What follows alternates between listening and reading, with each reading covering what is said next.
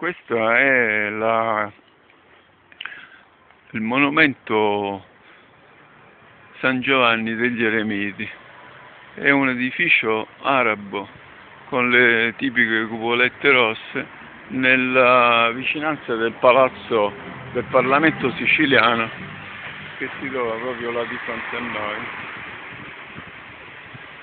Si vedono i merli. Questa chiesa è stata costruita nel periodo arabo. Molte cose che poi sono state vedute dal mondo quello nostro erano già arabi, perché avevano una cultura molto avanzata.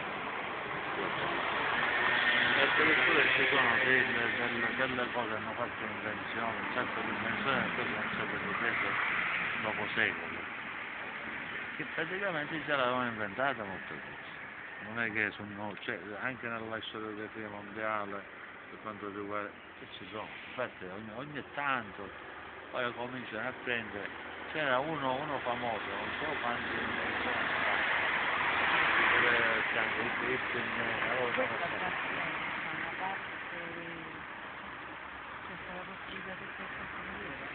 che cosa?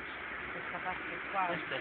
No, quella dopo. quella fatta dopo,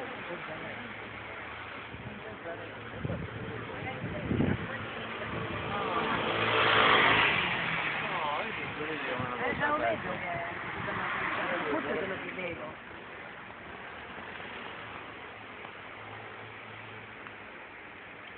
Le costruzioni arabe in Sicilia rappresentano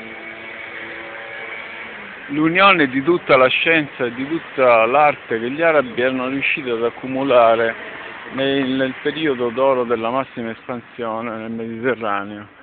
Grazie a quest'idea dei califfi, ormai diventati ricchissimi per i loro traffici e per i loro commerci, erano riusciti ad accumulare una tale ricchezza al centro della cultura medio orientale, nello snodo principale dei traffici e dei commerci, erano riusciti ad accumulare una quantità di ricchezza considerevole, al che decisero di sviluppare una università che potesse raccogliere tutte le conoscenze e tutte le conquiste tecnologiche del tempo. Questa sede fu la nuova Baghdad, scelsero come sede la nuova Baghdad, rifondando la città e facendola diventare l'università del mondo arabo. Tutto questo si sviluppò attorno alla lingua, che era stata unificata da Maometto quando aveva scritto il Corano, scrivendo in una sola versione questa lingua in quel famoso elenco di frasi che rappresenta il Corano. Unificò praticamente tutti i popoli di lingua araba in una sola lingua, delle migliaia in cui era diviso il dialetto, la lingua nei vari dialetti.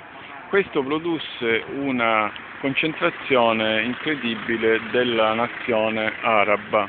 A questo si aggiunge il fatto che sotto i califfi decisero di tradurre in arabo tutte le lingue che erano confinanti, tutte le lingue dei popoli che erano confinanti con il popolo che si era insediato attorno, che si era consolidato attorno a questa nazione araba con la lingua unificata da Maometto. Questo permise all'arabo di assimilare tutte le conquiste tecnologiche del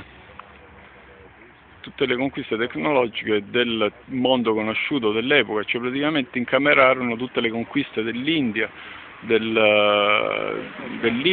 della Persia, in una coinè di scoperte che vennero tutte tradotte in arabo e quindi fecero dell'arabo la lingua principale di tutta la scienza di quel periodo.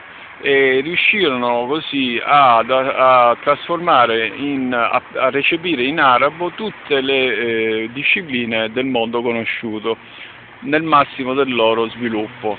Unificandole nell'arabo trasformarono questa grande quantità di informazioni acquisite, anche ovviamente conquiste,